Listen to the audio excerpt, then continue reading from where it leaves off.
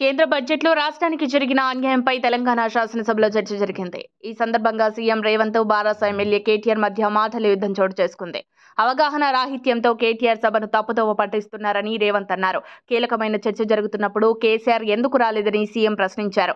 మాకు జవాబు చెప్పండి చాలు, మీకు కేసీఆర్ అవసరం లేదని కేటీఆర్ వ్యాఖ్యానించడంతో సీఎం రేవంత్ ఆగ్రహం వ్యక్తం చేశారు. రేవంత్ రెడ్డి మాట్లాడుతూ, తండ్రి పేరు చెప్పుకొని నేను మంత్రిని కాలేదు, కింది స్థాయి నుంచి ఎదిగి ముఖ్యమంత్రినయ్యా. కేటీఆర్ది మేనేజ్మెంట్ కోటా అనుకున్నా, అంతకంటే దారుణం అన్నారు. ఆ వెంటనే కేటీఆర్ స్పందిస్తూ, రేవంత్ పేమెంట్ కోటాలో సీఎం అయ్యారని మేము అనొచ్చు అని వ్యాఖ్యానించారు.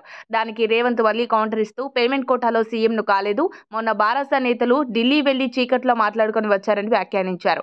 కేటీఆర్ స్పందిస్తూ, మేనేజ్మెంట్ కోటాలో మంత్రి అయ్యానని సీఎం అనొచ్చా, సభానాయకుడు అలా మాట్లాడొచ్చా అని ప్రశ్నించారు. ఆ తర్వాత మళ్లీ సీఎం రేవంత్ మాట్లాడుతూ కేసీఆర్ పై విమర్శలు చేశారు. మాకేమీ అక్కర్లేదు, మీ ప్రేమ చాలని చెప్పిన మనిషి కేసీఆర్. విద్యుత్పై రాష్ట్రంలో ఇప్పటివరకు ఒక విధానమే లేదు.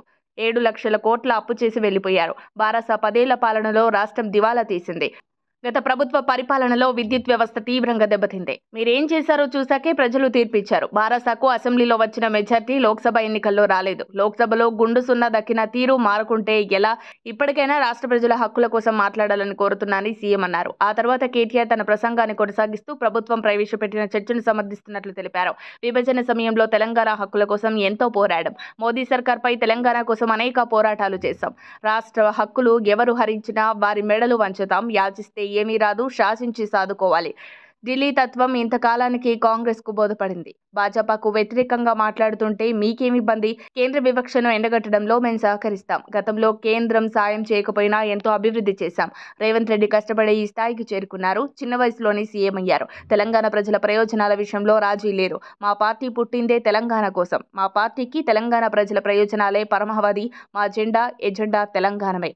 కేంద్ర ప్రభుత్వంపై కాంగ్రెస్, బీఆర్ఎస్ కలిసి పోరాటం చేద్దామని కేటీఆర్ మద్దతు పలికారు. మరిన్ని అప్డేట్స్ కోసం మా కాయ్ టీవీని సబ్స్క్రైబ్ చేసుకోండి. మా వీడియో కనుక మీకు నచ్చినట్లయితే లైక్ చేయండి, షేర్ చేయండి. మీ విలువైన అభిప్రాయాలను కామెంట్ బాక్స్లో తెలియజేయండి.